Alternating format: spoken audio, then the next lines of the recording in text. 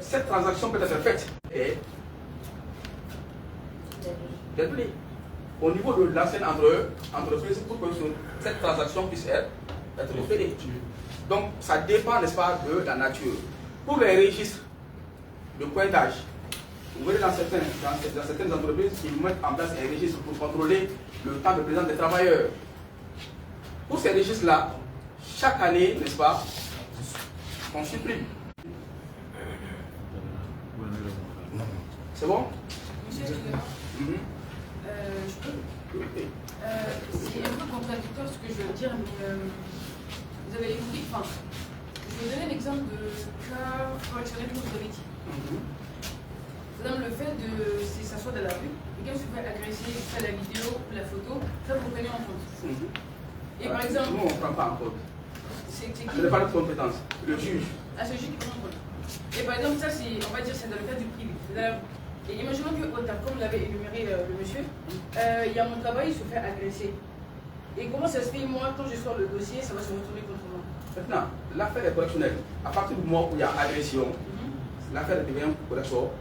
Mais je ne demande pas le consentement de mon employeur. Non, vous n'avez pas besoin de consentement. Et aussi, pourquoi chez moi, je décide d'installer la caméra de surveillance et derrière, la personne qui est chez moi essaie de, je sais pas moi, de me poignarder ou de faire des cas atypiques qui ne sont pas normaux. Et moi, derrière, je décide de l'installer sans l'accord préalable de l'ADP, on va me sanctionner. Alors ça, c'est quelque chose, c'est un truc qui est privé, c'est chez moi. Après que le caméra de surveillance va au niveau, va ressortir du côté public, va par exemple filmer les gardiens de mon voisin ou va filmer la maison de mon voisin, ça j'ai pas le droit. Mais en quoi je vais demander l'accord de l'ADP pour placer les caméras chez moi? Après, tu viens chez moi, je t'ai dit.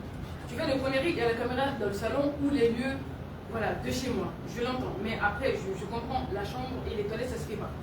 Mais tout ce qui est en rapport de tout ce qui est clôturé chez moi, c'est chez moi. Non, vous répondez déjà à votre question. Parce que vous avez dit qu'il faut l'accord de l'ADP pour essayer. Pourquoi l'accord? Pour que l'ADP puisse voir là où vous voulez installer les caméras. Ah, juste ça quoi. D'abord, là où vous voulez installer les caméras. Ensuite, n'est-ce pas, est-ce que ceux qui viendront chez vous seront informés au préalable à la porte? Ah, il faut l'affiche. Il faut l'affiche. Dans le temps, on mettait devant le porte, attention, chien très méchant, pour dissuader les voleurs. Puisqu'il n'y a plus de chien très méchant, il faut informer. Après, informer, tu viens où? À la porte? À la porte, à la porte. Ah non, ça c'est. À la porte. À un moment donné, les voleurs ils vont prendre leurs précautions. À la porte. Parce que comment tu peux dire à un voleur, tu écris, j'ai la caméra et les emplacements, tu mets tout. Non, on ne met pas les emplacements. On ne met pas les emplacements. On met tout simplement maison sous vidéosurveillance par le chef de famille. On n'écrit pas le nom du chef de famille. Par le chef de famille. Les données sont conservées pendant 10 jours, pendant 2 jours, pendant 15 jours, pendant 30 jours au maximum. Par jour, c'est ça. Pendant 30 jours au maximum.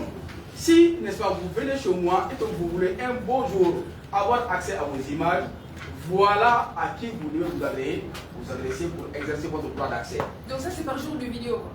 Non, pas par jour de vidéo, pas. Vous voyez, la durée de conservation par jour de vidéo. Okay. Par exemple, si moi je passe chez vous aujourd'hui, vous avez installé des dispositifs, vous m'avez fait savoir, n'est-ce pas, que vous ne gardez les informations que pendant une semaine. Je viens chez vous aujourd'hui, 10 jours après, je n'ai pas le droit de venir chez vous pour, n'est-ce pas, vous demander de me montrer la partie de l'image qui me concerne. Ah d'accord. Qui me concerne. J'ai un délai de 10 jours pour faire les vérifications. Vous-même, vous avez mentionné ça dans le formulaire. Vous avez informé également ceux qui viendront chez vous que, n'est-ce pas, votre maison est sous vidéosurveillance et que les caméras ne sont pas dans les endroits prohibés. Et, n'est-ce pas, qui ont accès à vos images. Ah. Et si je fais le renouvellement des caméras également, on suis au courant. Le renouvellement, non, vous n'êtes pas obligé de nous saisir. Ça, ce n'est pas une modification substantielle. Mais si vous déménagez, là, les emplacements des caméras pourront changer. Vous êtes obligé d'informer la BDP. Si, n'est-ce pas, vous vendez la maison à une autre personne, c'est que le responsable de traitement va changer. Vous êtes obligé de notifier ça à la BDP. À la BDP.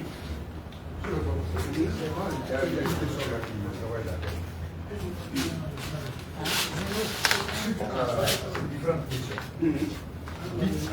Nous sommes très petits pour installer les caméras. Mais en signalant à la porte mettez la maison sous surveillance. En ce moment, vous devenez indicateur. Non, parce que déjà, vous informez le malfaiteur de prendre des précautions. Alors, dans le temps, vous, dans le temps, vous mettez devant votre maison, attention, c'est très méchant. Est-ce que les caméras peuvent empêcher les voleurs de voler? Attends. Je vous explique, monsieur. C'est dissuasif. Ça dissuade. Ça, le chien et le caméra qui a été autorisé pour installer les caméras. D'accord. Parce que moi, je ne peux pas installer les caméras chez moi. J'installe les caméras chez moi pour ma sécurité et la sécurité de ma famille. D'accord? Maintenant, vous me dites qu'il faut signaler à la porte que la maison est sous surveillance. Oui. À ce moment-là, le défaut de cette information pourrait les... Parce que ceux qui entrent chez vous ont le droit à leur image. Il faut qu'ils soient informés à la porte. Maintenant, qui a eux d'entrer ou de ne pas entrer, ne peut pas être filmé. Maintenant, moi, en tout cas, ce que je dois vous dire sur ce plan, la loi, il faut le modifier et l'adapter à la réalité du sujet. Pour les Européens, plus effectivement, tout est sur le truc de la France. C'est que lui n'a pas compris. Ça dit, le fait de signaler, ça peut dissuader à faire le mal. Mais ça peut entraîner le malfaiteur aussi à prendre des précautions. Oui, mais toi, ton devoir, il faut le faire. C'est une obligation. Donc, il faut modifier ça. Malheureusement. Bien, ne bɛ fɛ ka kuma fɔ mun b'a yira ne fana tɛ se ka kamera bila n ka yɔrɔ la n t'a fɔ mɔgɔ ye ka mɔgɔ filmer ka Mali k'u la. Maintenant, les caméras de Garoula, les mots filmés la Malgoula. Voilà, ayi n bɛ fɛ k'o de fɔ an ye. Voilà. K'a sɔrɔ i m'a signaler quoi. Voilà, n bɛ fɛ k'o yɔrɔ de fɔ an ye. O mɔgɔ fana bɛ yen. Maintenant problème ye min ye n'a fɔra ne Mali kɛra ne de la ne ma e ka image bila réseau sanfɛ n m'a bila yɔrɔ si. N wulila ka taa n'a ye k'a di aw ma ka tila ka taa n'a ye justice la o ka tila ka retourner contre la c'est ça qui n'est pas normal. Parce qu'il m'a appelé au nom de Baféba. Bon ni ye autorisation sɔrɔ o y'a bannen ne ka sanction ban autorisation dɔrɔn a y'o fɔ an ɲɛna de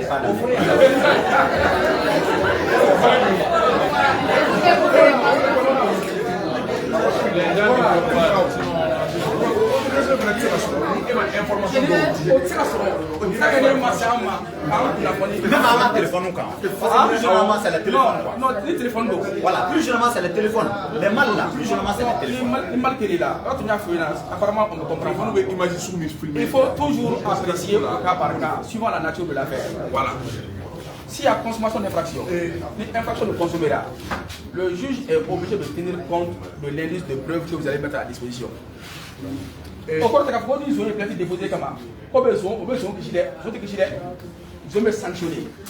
Mais le fait que et imagine, imagine ça, et Maria, et fait Nyangola. Il y a un fait même que je vais partager. Voilà.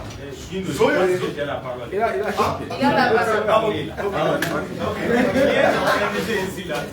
Mais allez-y. Moi, c'est Mikael Traoré. Je suis gérant de T-Print, une imprimerie. Alors, je voudrais poser quelques questions. Voilà. Concernant les caméras de surveillance, les cas des caméras publiques qui sont sur le pouvoir, alors qu'est-ce que l'APDP dit par rapport à ça, qui les a installés? Parce que moi, je suis en train d'être pris sans qu'est-ce que l'APDP dit par rapport à ça? L'APDP a autorisé la sécurité d'État. Mais on n'a pas d'affiche pour nous donner attention sur ce soir. C'est une question de sécurité nationale. Ça, c'est une question publique. Voilà. Mais la sécurité d'État, vous devez comprendre, vous n'êtes pas les seuls à nous saisir. Même l'État saisit la PDP. Même l'État. La PDP sanctionne aussi bien le privé que l'État. C'est la raison pour laquelle vous allez tout le temps regarder sur nos sites. Nous mettons en garde les polices. Parce que nous sommes supérieurs aux polices. La PDP est supérieure aux polices. Au ministère. Maintenant, deuxième question par rapport aux caméras. Lors des cérémonies, même lors de cette session de formation, on est en train d'être filmé et photographié. Même monsieur l'informateur. Qu'est-ce que la PDP dit par rapport à ça? Lors des événements. Ce n'est pas normal. Monsieur, il a raison. Depuis la pause, on doit vous informer. Merci. Vous dire, n'est-ce pas, que dans la salle, n'est-ce pas, il y aura des caméras qui vont filmer, n'est-ce pas, l'assistance. On peut mettre en place, n'est-ce pas, des listes de management. Donc, pour ceux qui voudront être filmés, ceux qui voudront être filmés devront s'asseoir de ce côté, et ceux qui ne veulent pas être filmés de l'autre côté. Et même par rapport aux listes de management, chaque fois qu'on décide de collecter des informations sur une personne, il faut déterminer la finalité. Les photographes doivent vous dire qu'est-ce qu'ils vont faire de vos images. Ils sont connectés, n'est-ce pas, monsieur? Pardon, ils sont au courant? Ils ne sont pas au courant. Merci.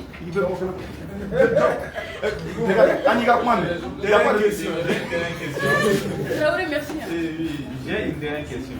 Concernant le démarchage commercial, comment ça doit se passer normalement? Maintenant, vous devez nous saisir. Vous devez aller vers nous, renseigner un formulaire de demande d'autorisation.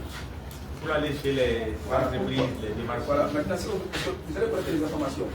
Et ce que les gens nous oublient, ils vont dire que l'entreprise est une personne morale. Le nom commercial de l'entreprise n'est pas caché. Ce qu'il faut savoir, c'est que l'entreprise est engagée par une personne physique. C'est une personne physique qui va agir au nom de l'entreprise. Et les données de cette personne physique seront collectées dans le cadre de ce démarchage commercial. Bon, ça aussi, ça se dit.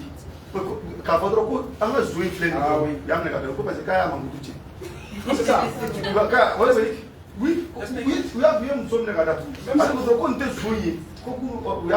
c'est pour vous dire que c'est un peu comme. Mais par rapport à votre image aussi, quand la fiche ça va, c'est pas grave. Donc c'est juste pour faire la visibilité et puis célébrer la journée mondiale des PME.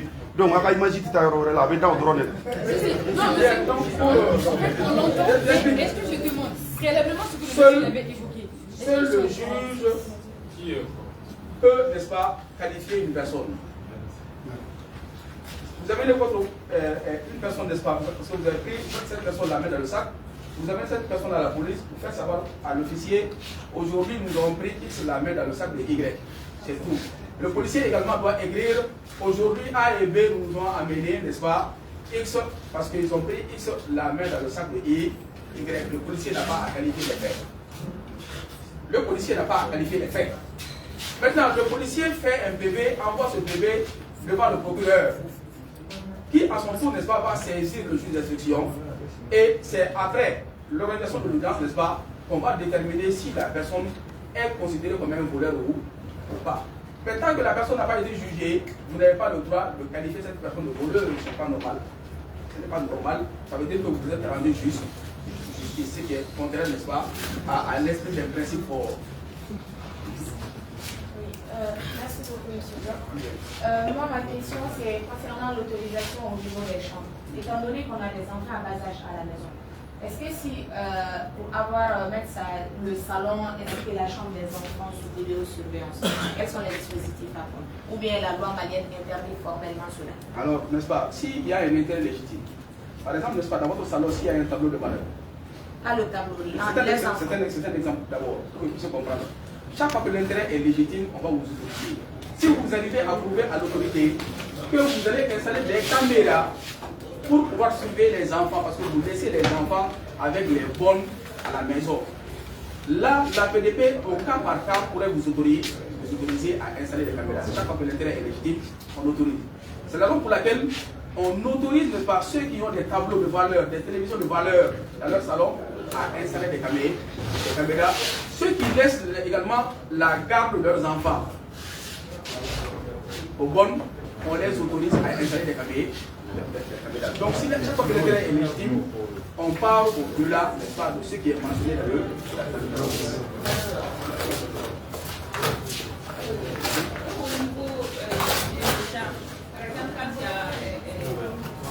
par exemple, un agriculteur, par exemple, il a son champ, il a des gardiens.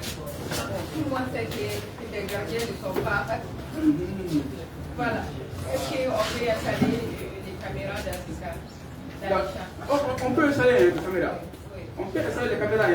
On n'est pas contre l'installation des caméras dans les champs. On n'est pas contre l'installation des caméras en général. Mais on voudrait juste savoir où est-ce que les caméras sont placées et qui ont accès aux images. Vous avez beaucoup de questions, hein? Oui, maintenant, moi, ce que j'aimerais savoir, c'est est-ce que c'est juste les caméras ou bien on peut demander l'autorisation avec les téléphones? Pas avec le téléphone. Le téléphone, n'est-ce pas, c'est à usage personnel. Pas maintenant, mais vous avez une obligation. Vous avez l'obligation de mettre des codes dans votre téléphone. C'est une obligation de mettre des codes dans votre téléphone.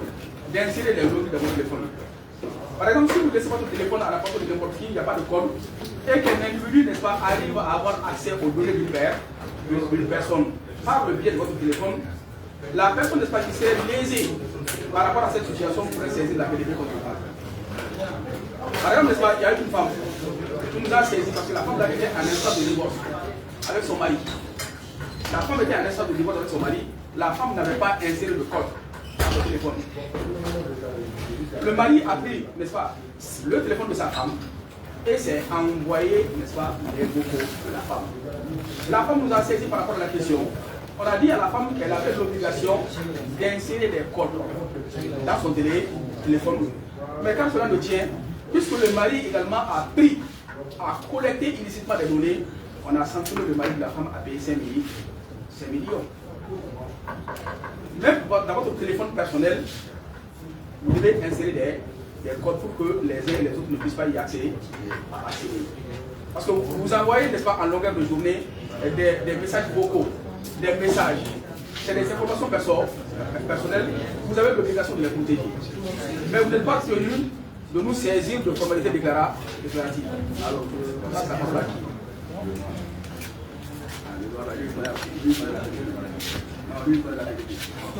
Bonjour à tous. Bonjour.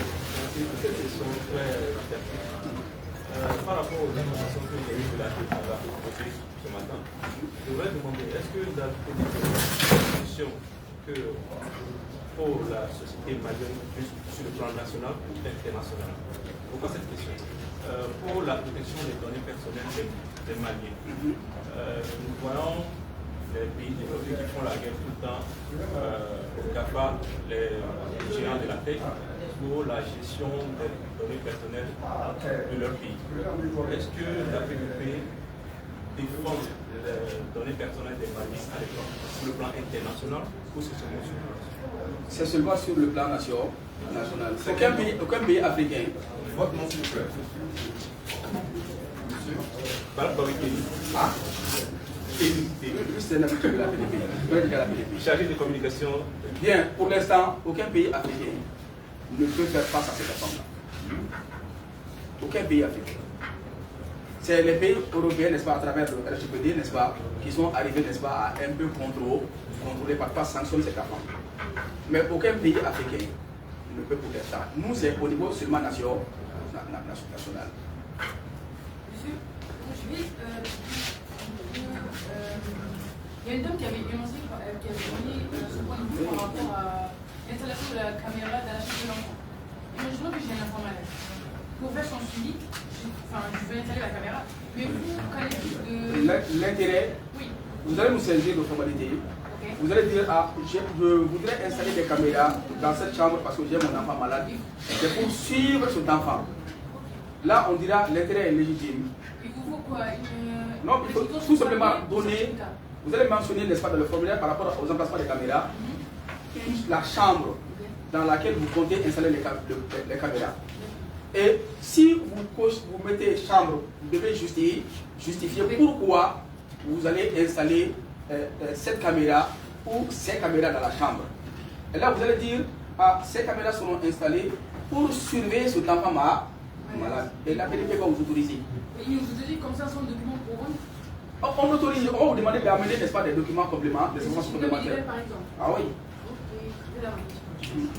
Oui, moi j'aimerais bien revenir un peu sur la question sur laquelle vous avez parlé sur les données audio et non les données visuelles, parce que les caméras c'est plus les données visuelles. Maintenant concernant les données audio, imaginez que quelqu'un m'insulte sur WhatsApp, il m'envoie une note vocale. Le note vocale, je peux l'utiliser contre la personne ou je n'ai pas l'autorisation de l'utiliser contre la personne. Vous pouvez l'utiliser contre la personne sans saisir la PDP. Vous pouvez saisir la PDP comme, n'est-ce pas, aller directement devant le procureur national de lutte contre la cybercriminalité. Mais il serait bon, n'est-ce pas, de saisir les deux institutions pour que la personne, n'est-ce pas, soit doublement sanctionnée. Comment contacter la PDP? Alors, on peut contacter la PDP, n'est-ce pas, à travers son site web. Son site web, n'est-ce pas, qui est www.apdp.ml. On peut, oui. On peut contacter la PDP également à travers son numéro de téléphone, qui est le numéro là en tête. Après, je pourrais vous communiquer le numéro de téléphone fixe de la PDP. On peut également se rendre à la PDP. La PDP, c'est au quartier de club de la rue BCAO, en face de l'ancienne boîte de danse d'impôt.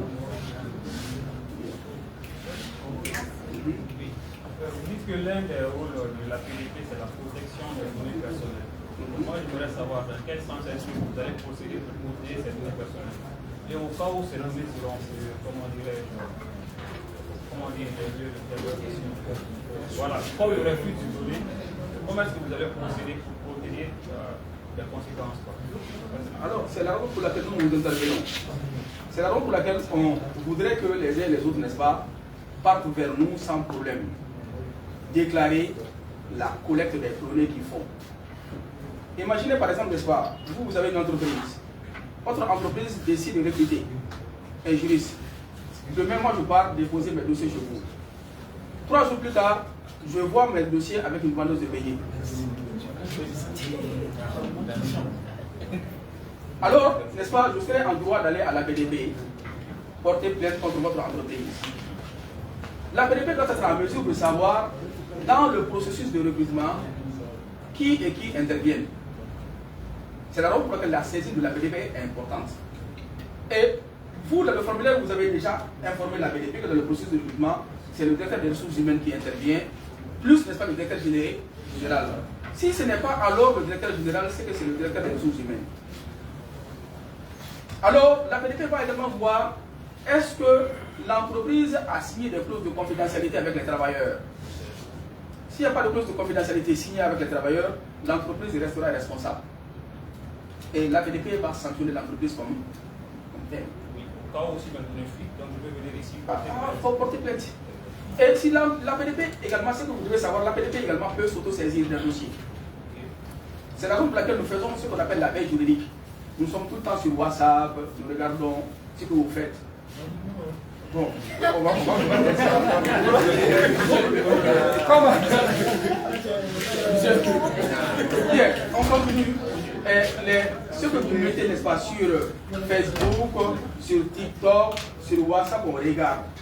Si nous constatons, n'est-ce pas, que ça viole la vie privée et les données personnelles, nous allons nous auto-saisir de ce dossier. Il faut vous interpeller devant nous et nous allons vous demander de vous faire accompagner par votre avocat.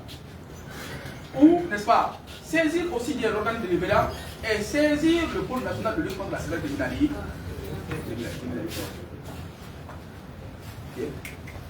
J'ai une question. Alors, vous voulez bien la Moi, je voudrais savoir quelles sont les conditions pour avoir l'autorisation de la PDP. Est-ce qu'il y a un prix à payer? On allait venir à ça. On va venir à ça.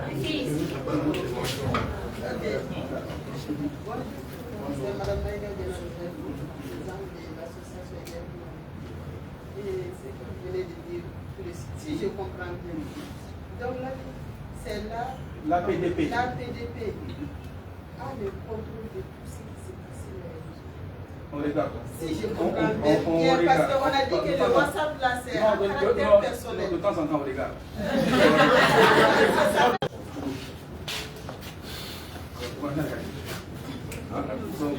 Maintenant, il va faire service là, il va faire quand tu fais là, c'est au carré qu'on a là. Nous avons dit jardin d'Afaka Seketa, au jardin provider. Nous sommes à Ambo, même si nous avons des panotiers. Ou bien dit tout donc, il faut que nous fassions le poids de transporter notre tempo.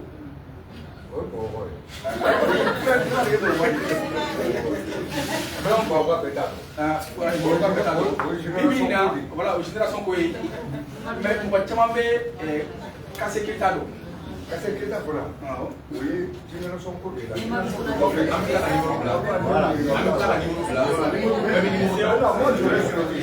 Moi, je reste ici.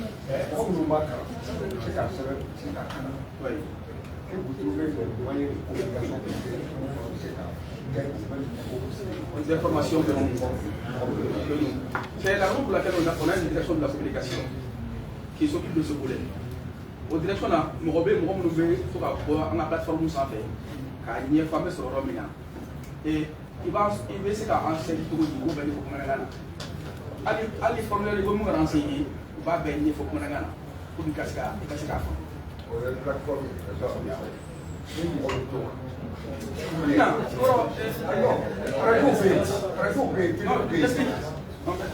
C'est là où il va amener l'eau. La communication a un prix. Quand tu as la radio, tu as commencé à voir ça. On va laisser ta oui. À ma mouffe, on va nous faire ça. Après, il y a le tournoi flatta. L'argent va où? Dans le trésor public, on ne reçoit pas de risque, on n'a rien à voir avec les sous. Donc, en ce moment, c'est. Et pourquoi nous sommes restés à l'ordre durant les années? Parce que nous ne nous entendons pas ça, avec les régimes en place. Il dit régime de paix. À la fin, il peut faire qu'il dit qu'il a une bâtiment. Parce que mon mari, est-ce que Marie Canadique, il ne donne pas l'accessibilité à la SE, à Canadique. Il est régime de paix. Alors, c'est la raison pour laquelle on mène à 10 000 ans. Maintenant, comme cette fois-ci, l'État a besoin d'argent.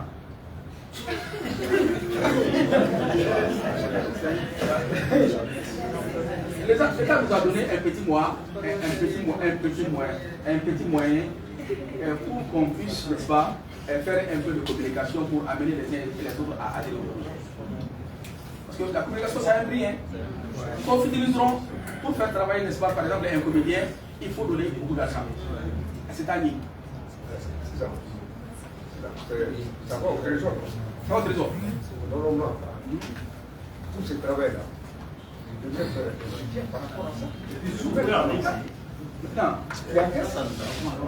Maintenant, il y a fait cette année, il faut accompagner Doli. Je ne devrais pas toucher à l'insuffisance.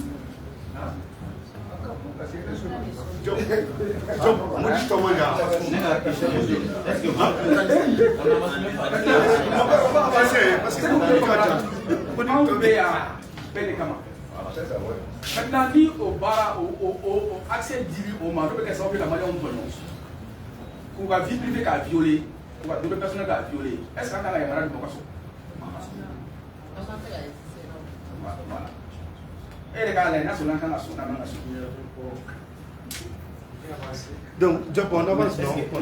C'est une question d'avant flat. Pas dans les régions, c'est récemment, n'est-ce pas, qu'on a pris une délibération pour qu'on ait des antennes dans 4 régions.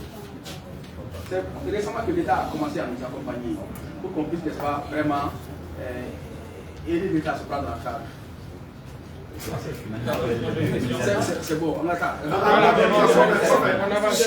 On le lève, on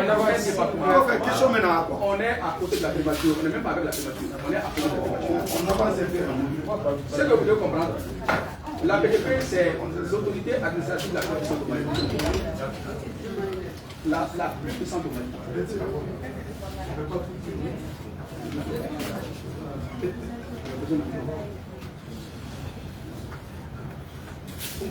Donc on a avec personne, notre ancrage institutionnel, c'est à côté de la primature. Okay. Donc, mais nous sommes supérieurs au département du ministère. On continue. Donc, maintenant, pour que, n'est-ce pas, l'entreprise, n'est-ce pas, elle puisse saisir la PDP, l'entreprise, n'est-ce pas, doit d'abord identifier les différents traitements que l'entreprise compte mettre en œuvre. C'est ce que nous appelons dans notre jargon la cartographie des traitements. Il s'agit de faire la liste des traitements que l'entreprise compte mettre en œuvre. Si vous créez par exemple une entreprise, vous savez que l'entreprise aura besoin de ressources humaines. Pour que l'entreprise, n'est-ce pas, ait ses ressources humaines, l'entreprise devra forcément recruter. En ce sens, l'entreprise, n'est-ce pas, doit saisir la PDP par rapport à ce processus de recrutement. Au-delà, n'est-ce pas, à partir du moment où, n'est-ce pas, certains candidats sont recrutés, l'entreprise doit gérer la vie administrative des travailleurs. Donc la gestion des dossiers administratifs du personnel doit également être déclarée. Ceux qui vont travailler à l'entreprise seront payés, soit par jour, par mois, par semaine. Ils doivent de toute façon être payés. La gestion de la paye doit être déclarée. On peut avoir des problèmes avec d'autres personnes. L'entreprise peut avoir des problèmes avec ses travailleurs. L'entreprise peut avoir des problèmes avec ses partenaires. L'entreprise peut avoir des problèmes avec ses clients. Pour résoudre, n'est-ce pas, ces différents éventuels, l'entreprise va collecter forcément des informations personnelles sur les uns et les autres pour pouvoir se départir de cette obligation. Donc c'est une obligation pour l'entreprise également, n'est-ce pas, de déclarer son contentieux. La gestion du contentieux doit être déclarée.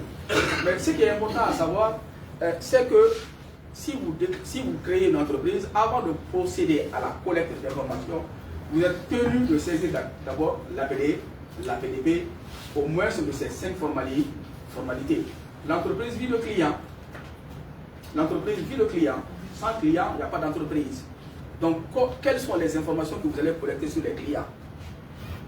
Nous n'allons prendre que les noms, les prénoms, les numéros de téléphone des clients. Si c'est des clients, personnes morales, nous allons prendre, n'est-ce pas, leur NIF, nous allons prendre leur numéro RCCM, nous allons prendre leur raison sociale, leur dénomination sociale, nous allons prendre leur siège social. Mais si c'est des clients, personnes physiques, nous allons prendre leur nom, leur prénom, leur adresse, leur numéro de téléphone. Parfois, nous demandons même aux clients de donner les copies des pièces d'identité. Donc, l'entreprise vit le client, l'entreprise recrute, l'entreprise gère la vie administrative, l'entreprise paie. Donc, c'est une obligation d'abord de déclarer ces traitements. Mais l'entreprise, n'est-ce pas, peut également mettre en place d'autres traitements supplémentaires. L'entreprise n'est pas obligée d'installer des caméras. Si l'entreprise installe des caméras, ça devient un traitement supplémentaire. Donc, l'entreprise doit saisir la PDP. Si l'entreprise met en place, n'est-ce pas, un registre de pointage des travailleurs, dans ce registre, il y aura les noms, prénoms des travailleurs, parfois même leur poste. Alors, chef de division, directeur, chargé, n'est-ce pas, heure d'arrivée, heure de départ, signature. Donc, ce registre, n'est-ce pas, doit faire l'objet de déclaration également à la PDP. S'il y a un registre pour les visiteurs, il faut déclarer ce registre. Si c'est par exemple le domaine sanitaire, le domaine de la santé, dans le domaine de la santé, n'est-ce pas, si c'est par exemple une clinique, il y aura, n'est-ce pas, un registre pour les naissances. Dans ce registre pour les naissances, il y aura le nom de la maman. Il y aura, n'est-ce pas, l'heure de l'accouchement, le nom du papa. Donc les données de santé, ça va faire l'objet de déclaration. Donc il faut d'abord identifier avec, n'est-ce pas, le cabinet. Normalement, vous devez aller vers les cabinets pour que les cabinets vous aident à identifier les différents traitements que vous comptez mettre en œuvre. Mais pour l'instant, au Mali, il n'y a pas de cabinet digne du nom. C'est la raison pour laquelle on donne la possibilité aux usagers de partir chez nous, on les aide à identifier leur traitement et à déterminer également le régime juridique. Parce que nous avons 2 types de régimes juridiques. Nous avons la déclaration normale et la demande d'autorisation. La déclaration normale est considérée comme le régime de droit commun. Mais on ira vers la demande d'autorisation qui coûte plus cher que la déclaration normale chaque fois que les données de santé sont collectées sur les personnes. Exemple de données de santé, les copies des pièces d'identité, les passeports. Même s'il s'agit de carte ordinaire, sur la carte ordinaire, il y a l'empreinte. L'empreinte est une donnée sensible. On ira vers ce régime exceptionnel qui coûte plus cher que la déclaration normale. Chaque fois que des questions ayant des liens avec la religion, la philosophie, la politique sont abordées, on ira vers la demande d'autorisation. Chaque fois qu'il y a transfert de données à l'étranger, demande d'autorisation. Chaque fois qu'il y a interconnexion entre fichiers, demande d'autorisation. La déclaration normale pour une entreprise, c'est 100 000 francs. Mais la demande d'autorisation pour une entreprise, ça fait 200 000 francs. Et il faut beaucoup plus de mesures de sécurité.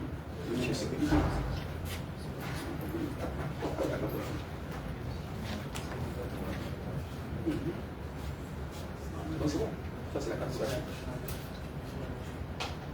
Maintenant, après l'identification des traitements, qu'est-ce qu'il faut faire il faut accomplir les formalités déclaratives. Donc, on accomplit les formalités déclaratives à travers le renseignement de formulaire. Il y a les formulaires de demande d'autorisation et les formulaires de déclaration normale qui concernent les entreprises. Vous verrez, n'est-ce pas, sur notre site web, formulaire, n'est-ce pas, de déclaration normale, formulaire de demande d'autorisation, formulaire de demande d'avis. Les demandes d'avis, n'est-ce pas, c'est l'État seul qui renseigne les demandes d'avis. L'État est obligé de saisir la PDP par demande d'avis. Mais vous, les entreprises, vous êtes obligés de renseigner, soit, n'est-ce pas, les formulaires de déclaration normale ou de demande d'autorisation.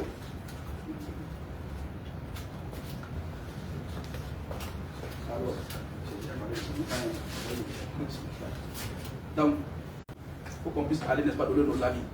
On est allé, n'est-ce pas, au ministère, plutôt au conseil de collectivité, on avait suggéré au ministère, n'est-ce pas, d'envoyer, n'est-ce pas, de renvoyer plutôt ce décret à une délibération de la PDP. Comme ça, en fonction de la taille de l'entreprise, la PDP allait fixer un montant.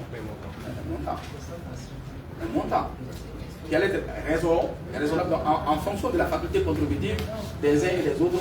La PDP allait prendre des délibérations pour déterminer les montants à payer.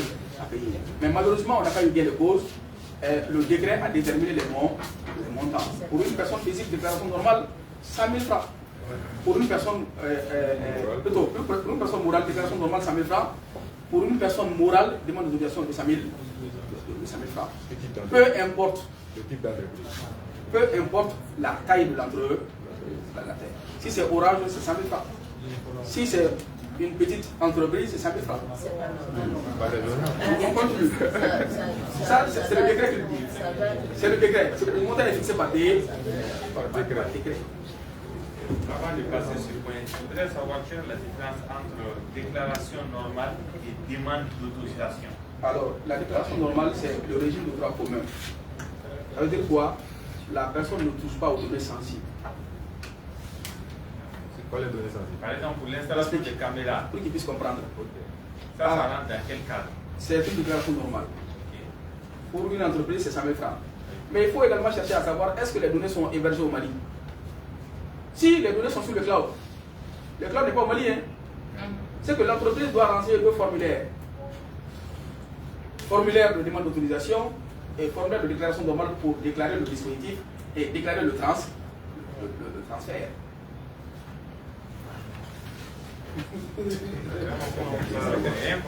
Vous n'avez rien compris? J'explique pour que vous puissiez comprendre. Vous installez les caméras.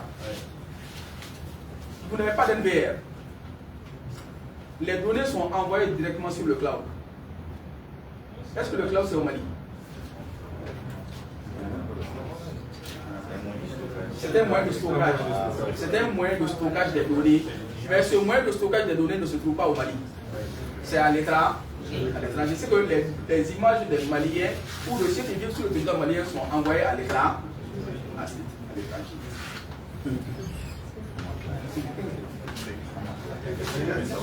Maintenant, vous allez déclarer le dispositif. Il va vous coûter 100 000 francs. Normalement, vous devez déclarer également le transfert aussi. 200 000 francs. C'est ça la demande d'autorisation. C'est ça la demande d'autorisation. Parce qu'il y a transfert de données à l'étranger. S'il y a transfert de données à l'étranger, on doit renseigner le formulaire de demande d'autorisation. Si, n'est-ce pas, dans la collecte des données, on touche aux copies des pièces d'identité, la carte NINA, la carte biométrique, le passeport, même la carte ordinaire. Sur la carte ordinaire, il y a l'empreinte. C'est qu'on doit renseigner un formulaire de demande d'autorisation. Maintenant, si les questions posées ont des liens avec la philosophie, la religion, la politique, moi je me prendrais, n'est-ce pas, des gens qui sont dans le RPM. Vous mentionnez ça clairement. C'est qu'une question politique est à bord. C'est qu'il faut renseigner un formulaire de demande d'autorisation. Je ne vais recruter que les musulmans. Question d'ordre religieux, demande d'autorisation. La philosophie, demande d'autorisation. Interconnexion entre les filles, entre les fichiers. demande d'autorisation. Mais si vous ne touchez pas à ça, ça reste la déclaration normale. Les caméras, c'est une déclaration normale. C'est bon? Oui, c'est bon. Bien. Alors, patronat. Bien. Bonjour à tous. Bonjour. Moi, j'ai plusieurs questions. D'accord. Peut-être que ça peut se trouver dans une chose de réponse. En fait, une entreprise qui a un registre déjà pour les visiteurs qui viennent enregistrer les éléments à partir de quelle quantité. Ça, c'est un registre à part. Ensuite, il y a les salariés qui sont stockés. Ils ont une caméra de surveillance dans les bâtiments. OK? Et puis, on a la fiche des clients.